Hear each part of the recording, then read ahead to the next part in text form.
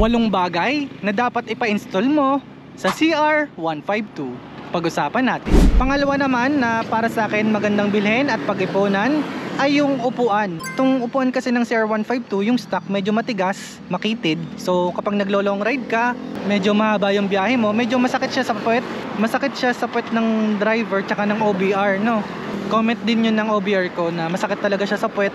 Kami pa naman lagi kaming naglo-long ride. So Laguna to Quezon balikan, nagbabanahaw loop din kami, Laguna loop. Masakit talaga siya sa puwet. Ako ang ginawa ko dahil ayaw ko nung medyo tinatabasan, binabawasan yung upuan kasi nga may OBR ako. Minsan may karga rin ako mga produkto dito sa likod ko. Ang ginawa ko na lang, bumili ko ng seat cover.